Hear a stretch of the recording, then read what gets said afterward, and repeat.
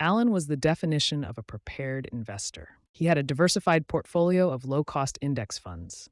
He had a detailed retirement roadmap projecting out 30 years. Most importantly, he had a safety net, a cash emergency fund covering 6 months of expenses. On paper, Alan was bulletproof. Then came March 2020. In 3 weeks, the market dropped 35%. Alan watched his portfolio value drop by $130,000. It wasn't just a number on a screen, it was years of labor vanishing. He tried to stay calm. He checked the news constantly. He repeated, "This is temporary," like a mantra while scrolling through dire headlines at 2 a.m.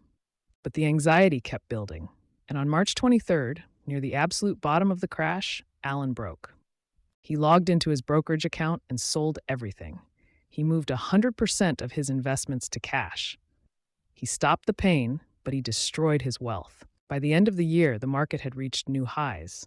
Alan was still in cash, paralyzed by the fear of re-entry.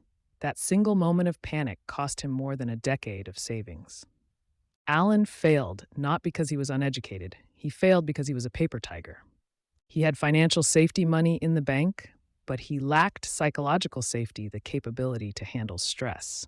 Welcome to the SafeSimpleSound podcast. I'm AI Alex, and today we're going to talk about why smart people buy high and sell low, and how to stop doing it. Alan isn't unusual. This pattern repeats in every market cycle. The crash of 2008, the COVID crash of 2020, the downturn of 2022.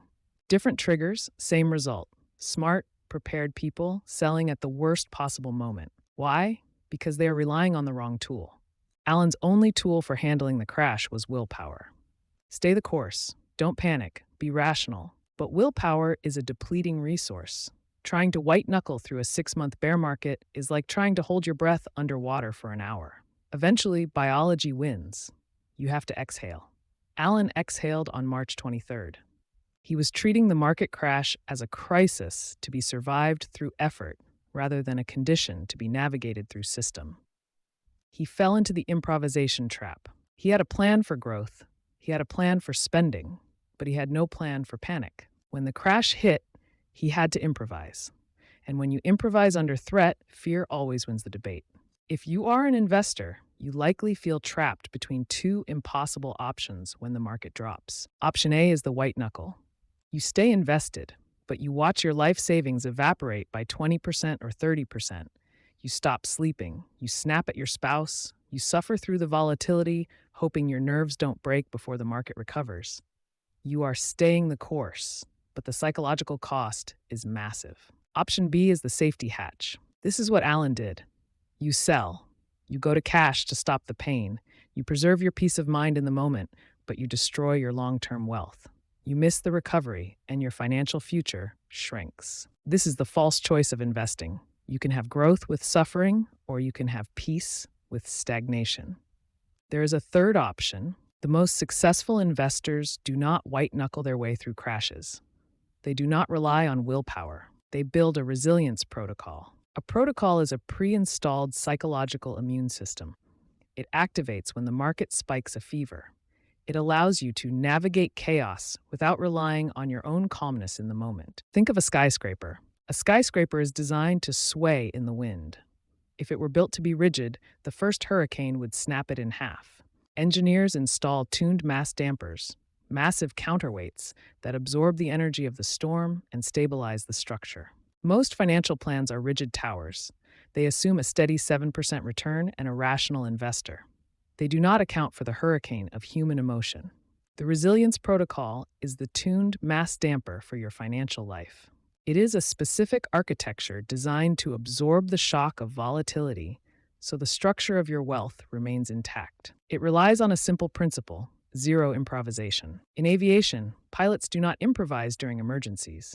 They have checklists. We apply the same logic to your money. We define specific zones, green, yellow, red, and specific rules for each. So how do you build this? You cannot build a storm shelter during a hurricane. You must build it when the sun is shining. The first step of the protocol is forward time travel. We call it the fire drill. Most investors have what I call intellectual risk tolerance. They know mathematically that markets drop, but they have never emotionally experienced it. The protocol requires you to vividly simulate a 40% crash before it happens. You sit down, you calculate the loss, you look at the number, $192,000 gone, and you sit with the physical sensations of that loss, the tight chest, the sweating palms, in a controlled environment. You inoculate yourself. If the first time you feel the panic of a crash is during the actual crash, you will fail. You must feel it now, while the market is green, so that when the market turns red, the feeling is familiar.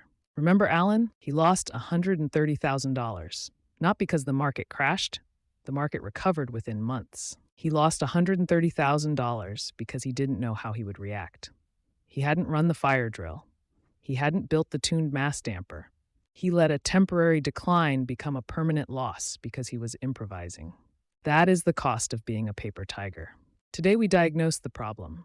We rely on willpower to fight biology and we lose. We introduce the solution, the resilience protocol. But a concept isn't a system. In the next episode, I'm going to give you the complete framework. I'm going to walk you through the zone system, exactly what to do in the green, yellow, and red zones. I'm going to introduce the observer, your early warning system, and the analyst, your reality tester. And I'm going to show you how to involve your spouse so you don't fight when the market drops. If you want to start building your protocol right now, the step-by-step manual, including the fire drill scripts, is in my book, The Resilience Protocol.